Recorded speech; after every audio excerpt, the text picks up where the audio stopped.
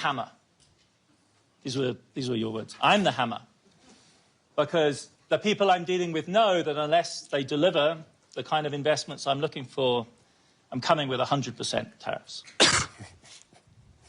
And that duality, I think, between the dynamism, the constructiveness, the forcefulness of the American state, which was, after all, also something many of us saw in the Biden administration, and this element of threat, is what many of Davos are actually trying to come to terms with. Because this is, to say the least, unfamiliar.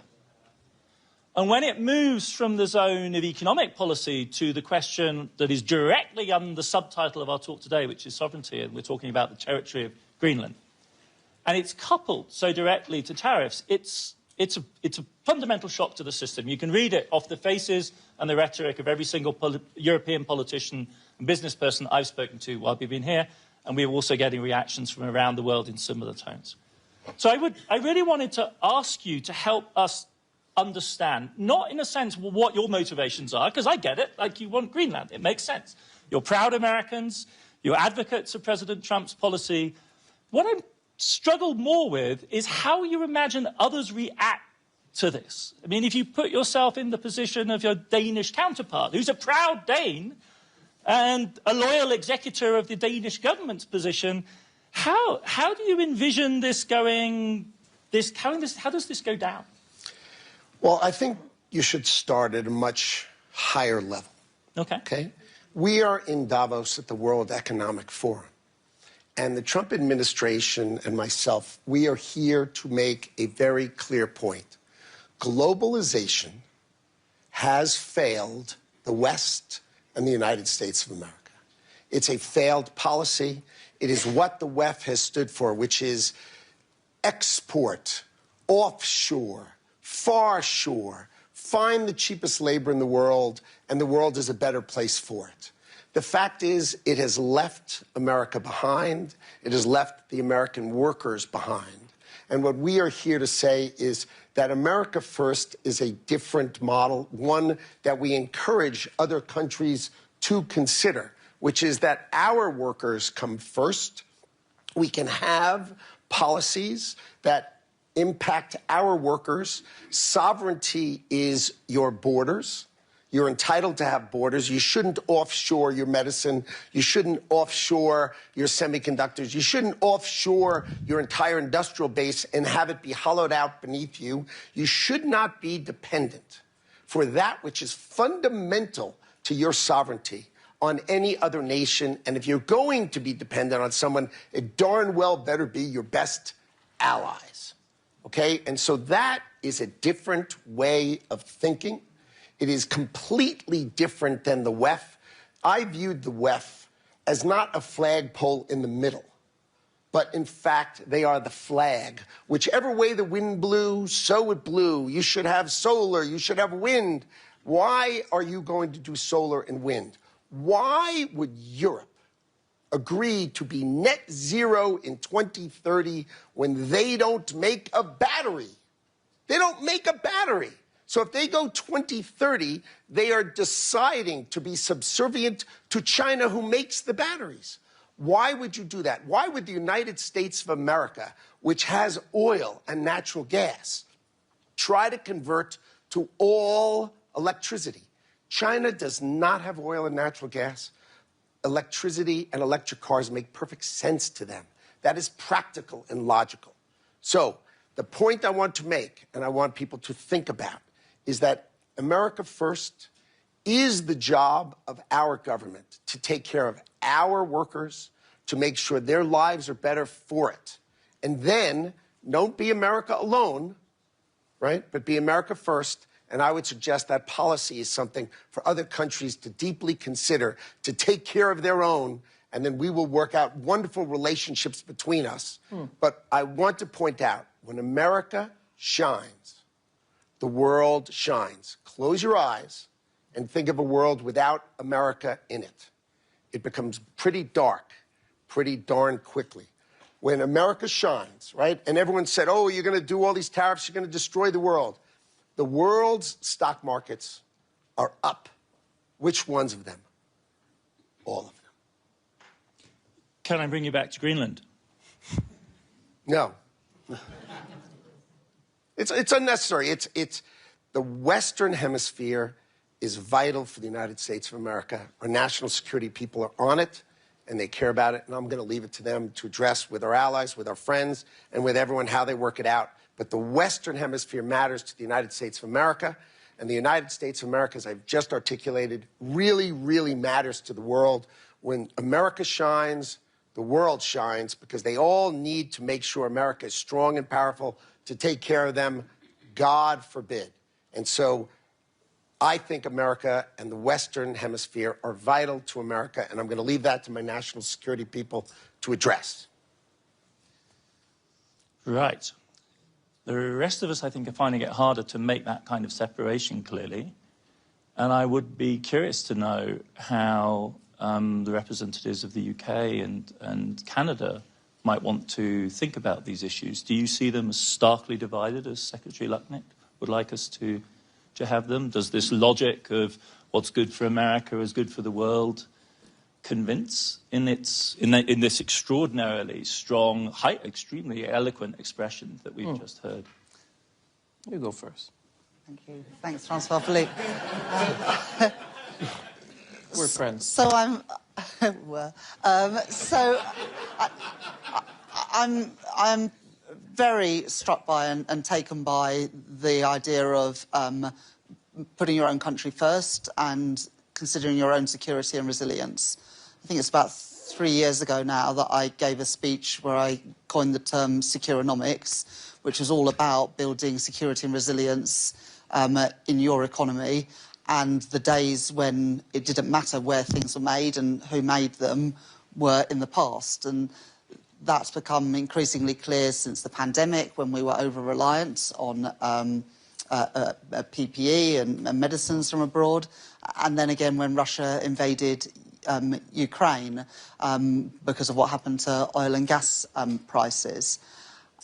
I guess for an economy like the UK, the way in which we will pursue our national interest is going to be different from the way in which the US pursues theirs. You are a much bigger economy, and we can't do everything on our own, nor should we try to, because we'd end up doing nothing well. But we do have real strengths in the UK, in our defence sector, in life sciences, in business and financial services. But we do rely on our allies as well, and even a country as big and as strong as America also relies on its allies.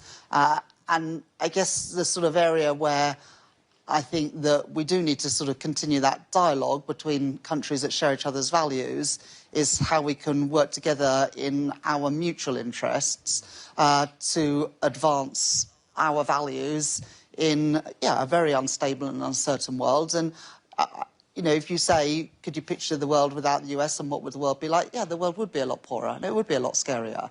But you've also got a lot of allies around the world. In the United States, Britain, I hope, I believe, is your strongest ally. Always has been. Do a deal with us, and we love you. We do. We do.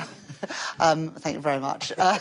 Feeling is mutual, but we do need to think about where the threats are and who our friends are. And I think that's probably more stark for smaller economies. But even for the US, when you think about, I was in the States, as you know, last week for a meeting of G7 plus a few other finance ministers to talk around critical minerals. Now, you do have some reserves of critical minerals, but not everything you need. 90% of your critical minerals at the moment come from the US, from China. You need to wean yourself off those. Sure. Yeah, but you won't be able to do that without the help of Canada and Australia and other countries. And so for all of your strengths, we do also need to think how we can preserve some of the things that the US has benefited from in the NATO alliance and the Western alliance, not because it is the benevolent or the right thing to do, but because I profoundly believe it is in your country's national interest.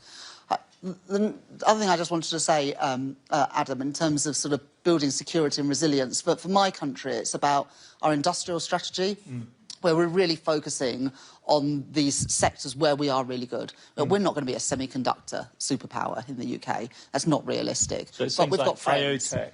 Yeah, life sciences, biotech, financial services, which is obviously absolutely crucial for financing things like the exploration for critical minerals and the extraction of those critical minerals. We've got real strength with the London Metal Exchange in London, for example. But although we have some reserves of lithium and tungsten, we're not going to be a big global supplier of critical minerals. So we have strengths. Defence is another one. And our trade strategy is also around our security and resilience, where we are trying, and this is different from the US approach, I absolutely acknowledge that, we are trying to reduce barriers to trade. You know, we've done trade deals this year with you, with India, with Korea, and we're also reducing trade barriers with the EU. There's more that we want to do together between the UK and Canada. We regard it in our national interest to reduce cost of living for people in Britain, but also providing more opportunities for businesses in the UK to then export around the world.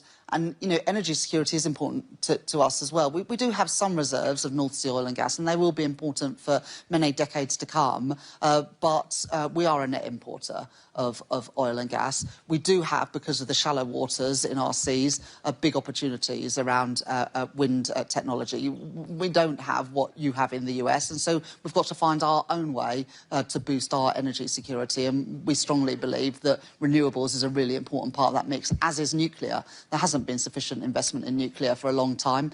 We've signed off Sizewell C, big nuclear reactor, as well as small modular reactors in North Wales. So, you know, that security for us is around energy security, our security through our industrial strategy and our trade strategy as well. So I think a lot of shared analysis of what the problem is. The solution is going to be different in every country, but what I would urge Howard and others in the administration just to think of is how your allies can also help you achieve your objectives, which I think are in your national interest, as well as helping all of the Western world to thrive. Can I begin, Mr. Sure. Well, listen, it's a real pleasure to be with Howard and obviously Rachel and colleagues. I like the way Howard started. You know, it's the worker first and how we rebuild industrialization. And you're right. You know, you've been looking at that. And I think today, and I chaired 10 meetings of the finance minister of the G7, perhaps last year, with Rachel and Scott and others to try to figure out, you know, the way forward. And one thing, and goes back to Howard, I think that the world see a better, clearer nexus between food security, energy security, economic security, and national security. I can tell you, as finance minister, I've never talked as much about national security as we did before, for some of the reason that Howard was mentioning. You know, we've become too reliant and less resilient. So how do we build resilience in the system? I think has been a significant thing. And nostalgia is never a good strategy. You know, I keep saying we're entering the second quarter of the 21st century. And the next 25 years and beyond is not going to be like the last 25. So you cannot look at the past to try to chart the future. And I'd say the 3S, which I call the speed, scope, and scale of change, is quite unprecedented. You know, some would say you have to go back to 1945, the fall of the Berlin Wall. It's everything. It's geoeconomic, geopolitics, supply chain. It's AI, it's quantum. It's a lot of things at the same time. And when you realize that, as we've done, is how do we, between partners, allies, and friends? You look at Canada. I mean, geography has made us partners, allies, and friends. We've been blessed by geography. We share the continent. We've been trading with each other. We've been exchanging. Actually, we're one of the biggest customers of the United States. We buy more from the U.S. than China, Japan, and the U.K. combined. So 2/3 of the United States of Canada is their first export market. So we've built that integration. But what Howard was making a point, and Rachel, is that within that, we also need to build more resilience in the system. You know, we had to do a step change. How we're going to be, a major supplier in terms of critical minerals, in terms of energy, the things that will matter for the future. And what we need now is scope and scale. Because I think what we're facing now is a rupture point where we need to change the future together. And I would say when I look at Canada, you know, we're still a big magnet for talent. I mean, like the United Kingdom, Rachel and I were in Downing Street recently and looking at the talent piece. And if you can attract the right people, you're going to have the right economy and you're going to have the right strategy, the right prosperity. The second thing I would say, you need strong industries. And I think that was the point of Howard. You need to make cars, you need to make ships, you need to make planes. You need to have that industrial base that is going to ensure your resiliency, whatever happened in this new world. I'd say in terms of critical minerals, it's true with our G7 colleagues. We said we cannot let uncertainty become the new certainty. So how do we, make sure that we improve the resilience in the system? And we've seen what other actors have been trying to do on critical minerals. So we need to learn from that. And we've said, let's have an initiative to make sure we'd be more resilient. And for us, it's about how can we be the best possible partners to our friend allies so that no one has a choke point when it comes to that. Yeah. The fourth thing I would say is around energy. I think that we have been for decades providing energy, but I think now we're stepping up in a big way. And I think it's a good thing because you want, at the point of Howard in the United States, they want partners to be resilient. They want partners to be, they're fighting for their own peace and for their workers, and I like it because we're all doing that, but we all need to do a bit more. And at the end, I would say when you're Canada, we have free trade with all the G7 colleagues. So I think we're in a unique position to work in a very concrete way to build the resilience in the system that I think going back to the worker, the point of Howard, we're all going to be benefit if we're more resilient, if we're more coordinated in what we're doing, and realizing that each ally and partner can bring something to the table. Yeah. And that's what we're trying to build. If you're looking at the next quarter, that's really the wake-up call, I think, that we all receive and that we need to act upon. Can I turn to our representatives from the private sector? Brian, ahead of time, we were talking about how, from your point of view, you think it's critical for countries to think about attracting foreign business. You were giving me a very interesting analysis of the way in which you thought that countries like Canada or the UK might be well advised to play this game of attracting foreign capital. We've heard the policy side. And then, Janet, I'd love to turn to you to get your global perspective on this. So I think one thing Howard didn't mention also is the U.S. final demand is huge. And so the success of a company coming to the U.S. and doing something is there's going to be big final demand met. And the U.S. consumer in the first couple of weeks of January spent 7% more than they spent last January. We've raised our estimates for the U.S. economy from 2.6% GDP to 2.8. We're bullish, and we think that's net, Howard. So you got to, but with a 5 or 6% growth, frankly, which is a lot of activity. So we're bullish on that. But what I was saying earlier is that the tricky thing to figure out, and I've had discussions with Rachel and her colleagues over the years, is how you're the best place. If you're England, and she pointed out the financial services is a major industry for them, you have to think about how you're the best place for firms like ours to operate, who are not running retail banks and not running, so that they can go to the whole world out of that. And so we have New York, we have London, and then how do we go to the whole world? And the trick for a government is to figure out, I got to protect my people, I got to protect my tax base. What I don't need to do is get myself so involved to where I start to become more and more difficult. So if you take the environmental rules that have been beaten that for the last 5 or 6 years. I've had some interesting meetings here where we keep telling these aren't going to work, these aren't going to work in the EU, CRDD and all this stuff. Our point was not, you just make it unable to work. And even the capital rules in Basel III, which sound like we're codifying the world, the application of them created misery across the world. And so the idea, I think, when a country thinks about it, what our colleagues said here about protecting it, but it's how do you have the balance between being the best place for multinationals to come do business in our country, at the same time protecting our citizens a thing. And it's not by saying all the rules apply to the UK multinational that apply to a US multinational.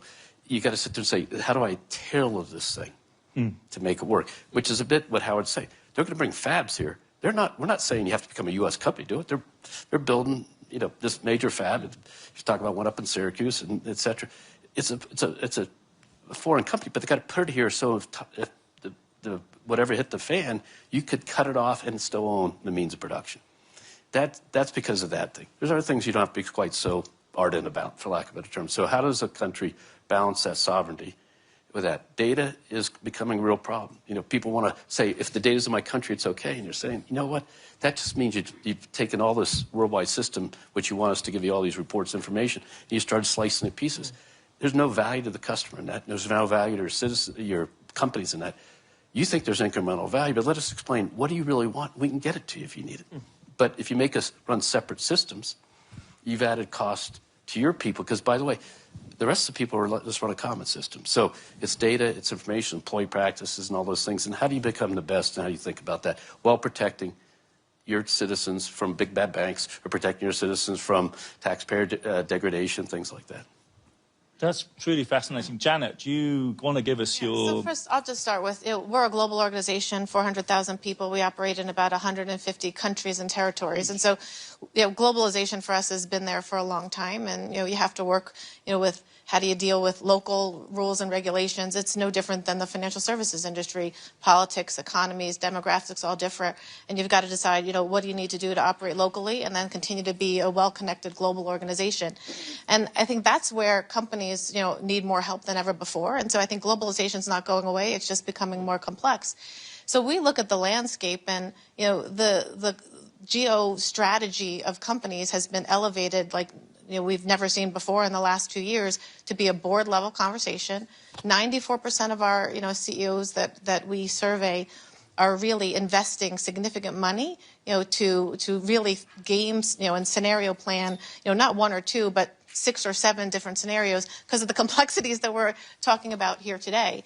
And resiliency you talked about, that's what's so important for these organizations. And just being here last year, where there was, uncertainty, compared to this year, I think last year we saw a lot of companies kind of wait and see, and we'll take some time to see how we pivot. I think now our most sophisticated clients, they can't wait, so they're going to have to make some bets. They're going to have to make some investments. Some will work out, some won't. But that paralysis is no longer an option, and they're going to have to move forward. Can I double down on that and ask both of you from the private sector whether you are seeing already, just expanding on the point you've just made, where is this tipping point coming? Like, when is the private sector, globally or in the US, where are you seeing the flows shift? Because I'm a policy wonk kind of person. I'm always talking up the story. The politicians have a stake in also, in some sense, talking up the story because you need programs. The visions of the Trump administration are astonishingly bold. And then what I'm always kind of with my economist hat on, I'm wondering, is this really happening? Like, is the shift in the flow really happening? Just think about the ability to get a deal done. The ability to get a transaction done. The honest advice in, say, 2024 or something like that would have been to somebody offering up a $5 billion plus acquisition. Think twice, because this may never get approved. And what are you going to do to your company while you wait? Okay? That's completely changed. So last year, 25, was the second highest investment banking year of deals getting done. Absent the pandemic recovery year where every debt financing went crazy. So, and next year we think it's bigger. That means that you're unleashing the competitive forces of acquisitions and all the deployments and investments. So the capital markets are open, the financing's there. And so I think if we can keep enough certainty, to your point about that, just keep the rules clear enough. Well, these colleagues have to wrestle with. National security is not, unless you're in the business of providing national security, is not something we all depend on, but not something we're going to add a lot of value to. But on the other hand, it creates economic activity we have to help finance. Okay, but the world's ready to go in a lot of ways, and so deals can get done and things like that. And what I encourage people is to move on the permitting side, move on the approval side, move on the deregulation side. There's a lot of fuel going in the tank right now on deregulation stuff that's still barely coming in the system across the UK and here and other places. So in our pre-chat, you were saying de-emphasize the headline tariff wars thing, focus on the nuts and bolts, the non-tariff barriers, the things which enable stuff to get done. These rules, which they're straightening out, hopefully, on environmental disclosure, require you to do things like, and we're just saying there's an ISSB that comes with set standards. We're happy to agree with those, and those are developed with business. The major firms developing. So business can do this, but if you do a lot more than this because you like X or Y, you are just adding barriers to us being able to operate with the facility to help your people get financing and access to capital. Janet, this corresponds to your experience. Absolutely. I mean, you look at, again, financial services regulation of our profession. We've got different standards for different companies listing different places. That's not helpful, right? We've got to get alignment and better consensus, again, to bring, more businesses to market and the like. You want to come back in? Well, I would say it's not a time to wait. It's a time to double down. I mean, listen, what we need, we were talking just a minute, critical minerals. What we need is speed and scale. This is not a time.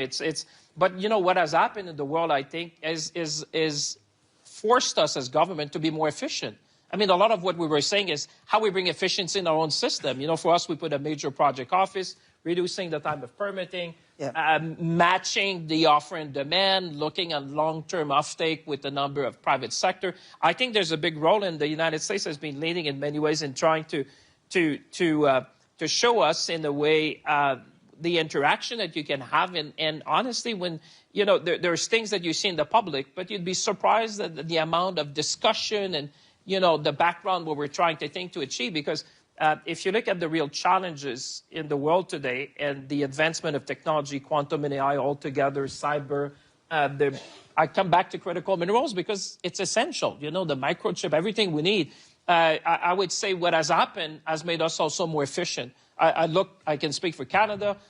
We have done things in the recent past that, were long-standing that we needed to do. And Rachel and I, we've been sharing, and Howard has been obviously a lot as well in the United States. So I would say from our side, it has made us more efficient because I don't think that you'll see change is obviously part of history, but I don't think the speed and scope and scale of change will relax. I think you will see that for quite some time. So better adapt to that, be efficient, and like you said, these investments that are waiting, I think we've passed the time of waiting now.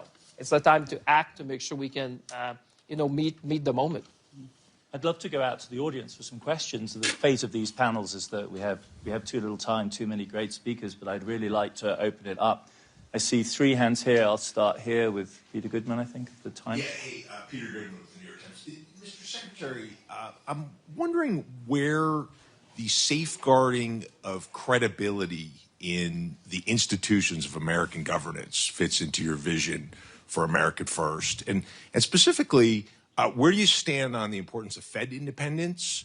And what are we to make of the fact that we've actually seen manufacturing jobs decline over the last year?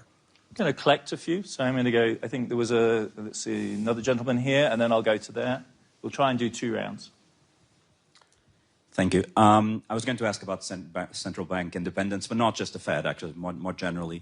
But actually, I'll pivot to something else. So deregulation, which you've certainly seen in the US, also in the UK. How do you see those as tailwinds? We definitely see tailwinds in the US from a financial services perspective. How do you see it in other markets? Also, probably hear from the Chancellor.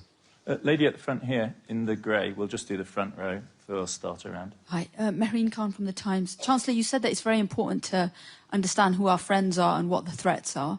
Is China a friend to the UK or is it a threat to the UK? The Prime Minister will be making a visit to China in the next couple of weeks, the first in many years. And Commerce Secretary, would you like to see the UK government taking a position on China that's much more in line with your administration's? Well, that's a great round of questions. Secretary Lutnick, we've not heard from you in a while. Clearly, I'd like the UK, who was our great friend and ally, to be aligned with us. Right? That's clear. With respect to interest rates in America, there's been a classic policy that when the U.S. economy does well, raise rates and put brakes on it. And when the U.S. economy is doing poorly, cut rates and add gas to it. But basically define mediocrity one way or the other. And President Trump thinks quite differently. We are the best credit in the world. Why are we paying a higher rate than all the other credits of the world? It makes no sense. Our rates are too high. It's just binary. Our rates should be much lower so that our economy can finally flourish. I think we're going to grow more than 5% GDP this quarter, and that's for the $30 trillion U.S. economy. And if rates were lower, you would see us hit 6%. What is holding us back is ourselves. Okay? We are going to align our economy and our industrial policy with growth and success, and we hope to export that. I hope the UK follows Our energy policy follows our digital policy so that our great tech companies can invest in the UK, can invest in Canada, can invest in Europe. But they can't if they have the Digital Services Act, the Digital Services Act, the Digital Markets Act, the digital this, the digital that. Europe has taxed our companies with fines and regulatory attacks more than they've earned in taxes on their own technology companies. Instead of saying, come and build and grow and build data centers here, they tax the heck out of them with fines and regulations that harm them. It's illogical. There's a reason the United States has $18 trillion of economic power coming in. You just watch. I couldn't say 5%, and I couldn't say, I think, 6% if we cut interest rates is in the cards, unless that $18 trillion comes to America to build.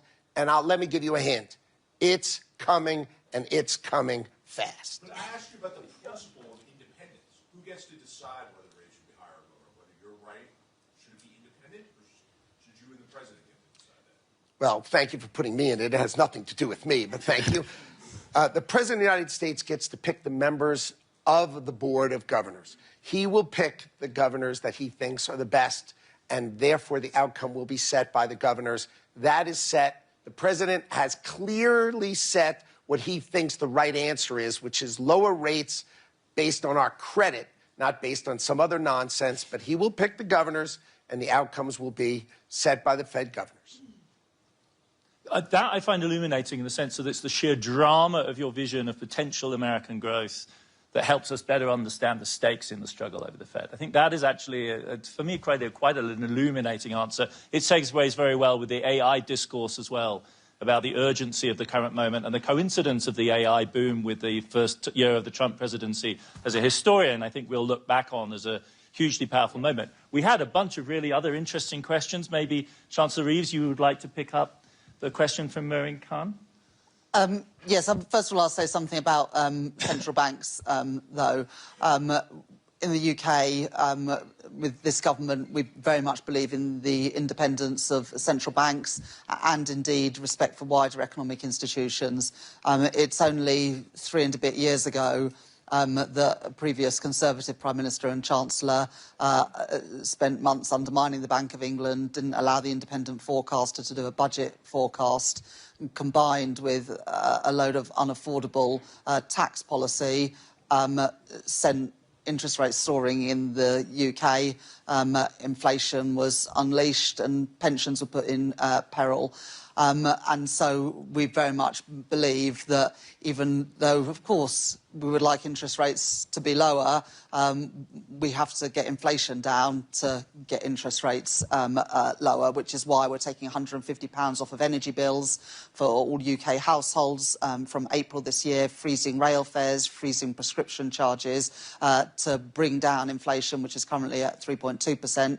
Bank of England think it will be back at target by late spring, early summer, and that will enable the Bank of England, so not taking shortcuts, but enable the bank to cut interest rates. On Antonio's question, I was laughing a little bit when people were talking about deregulation. Antonio and I, when I became Chancellor, would message each other regularly about development, I think in Horsham, was it, in Sussex, where you had some microscopic snails that, as a result, were stopping any houses being built.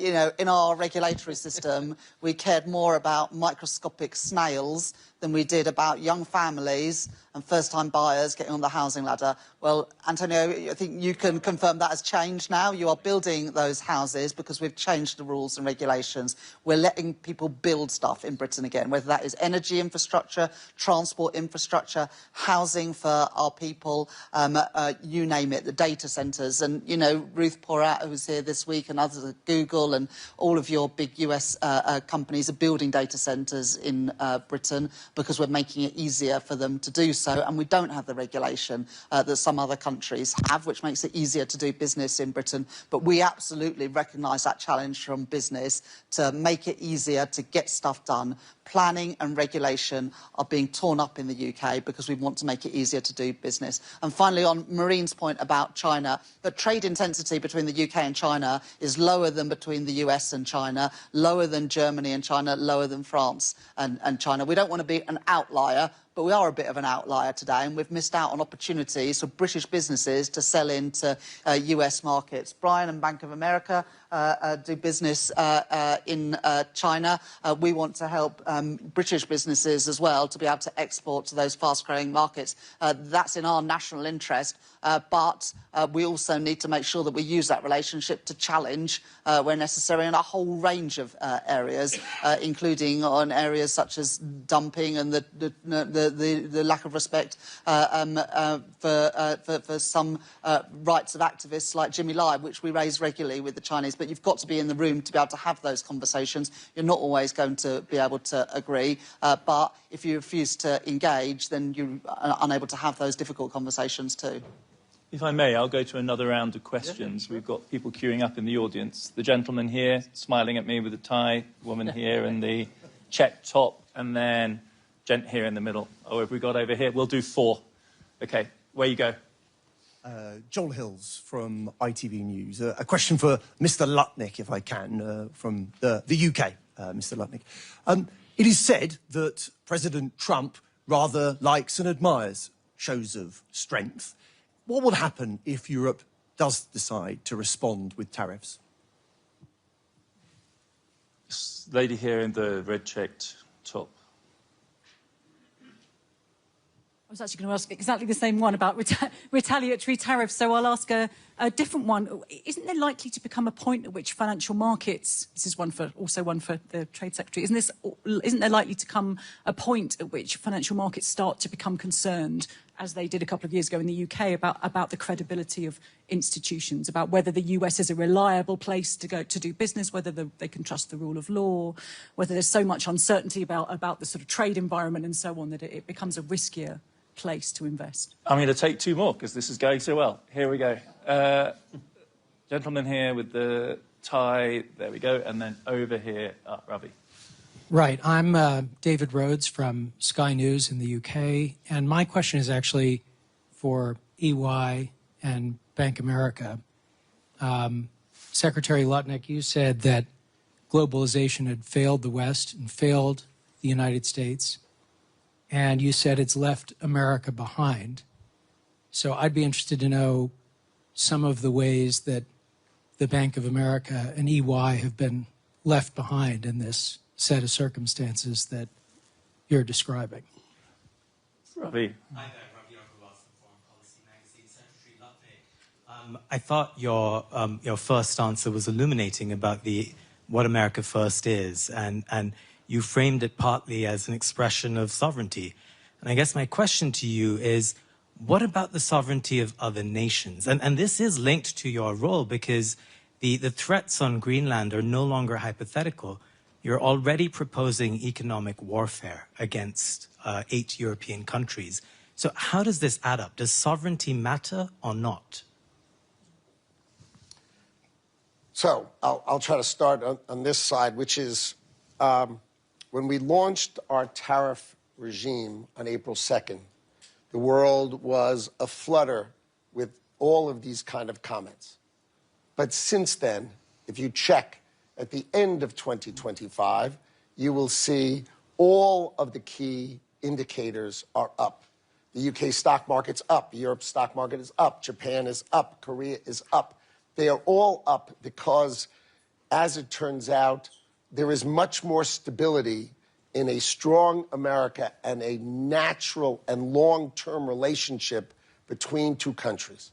I think with respect to the tariff policy, the president uses tariff policy to make sure people are talking and paying attention and not just acting. You have seen him use tariff policy again and again to have outcomes that are reasonable and appropriate.